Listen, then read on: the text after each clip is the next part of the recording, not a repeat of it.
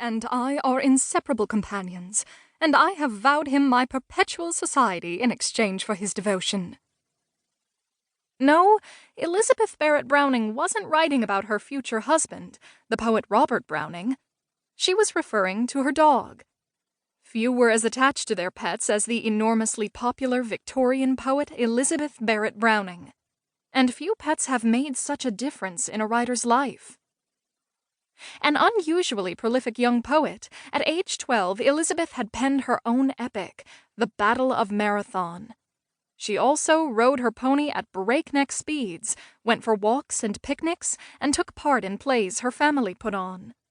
But she was often ill or depressed, with head and spinal pain, and as she got older, her fond but tyrannical father seemed quick to confine her. To this day, her ailment, or combination of them, remains a mystery. Whatever her illness, physical or mental, she became reclusive and anxious. Doctors did little for her except prescribe an opium-alcohol mixture, which may have worsened her symptoms. She spent most of her time in her upstairs room, always dressed in black, keeping caged doves, wasting away in foggy, dusty London. Her health slowly improved as she headed into her 30s, though she wasn't writing and saw few people other than immediate family. Then, one day, a friend sent her a radiant, purebred cocker spaniel. It was love at first sight. Flush, no one knows the story behind the name, was simply adorable. It didn't matter if he tore her letters, chewed her shoes, or wet her books. He made her laugh when he danced or played a game of climbing atop her head and tumbling down her shoulders. He woke her up each morning by gently nibbling her hands. They took coffee together, with him insisting on drinking out of a cup like hers, even though it made him sneeze. The maid bathed him and dried him with one of Elizabeth's shawls. Elizabeth was afraid of many things, and loyal, joyful Flush made her feel safe in that unique way that pets can soothe us, safe enough to resume contact with the outside world through letters, and to begin writing poetry again. Her work was experimental, sometimes shocking, and she wrote in every form: sonnets, ballads, epics, dramas, religious poems. She even wrote one of the great dog poems, To Flush, My Dog, praising his glossy golden curls and irrepressible liveliness.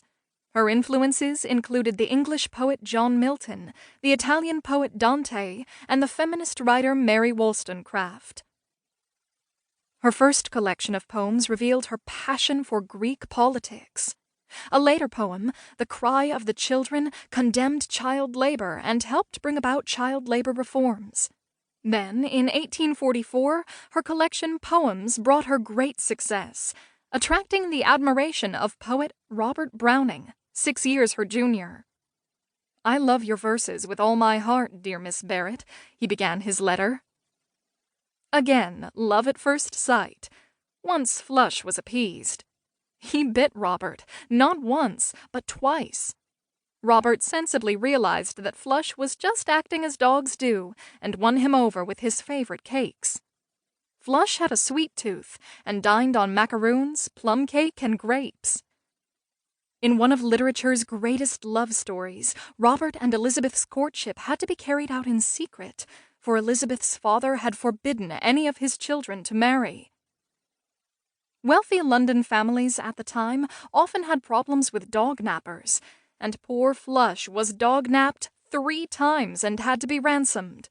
The 3rd time, Elizabeth braved real danger to rescue him herself, paying the ransom, though her father had said not to. She wrote to a friend, "I am so flushified I can write of nothing else." The adventure emboldened her to do what she did next. One afternoon in 1846, carrying Flush, of course, Elizabeth met Robert at a bookstore.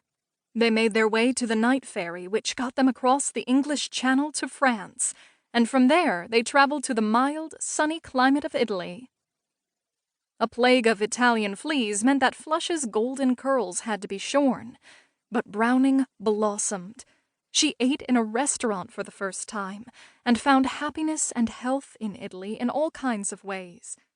Her father never forgave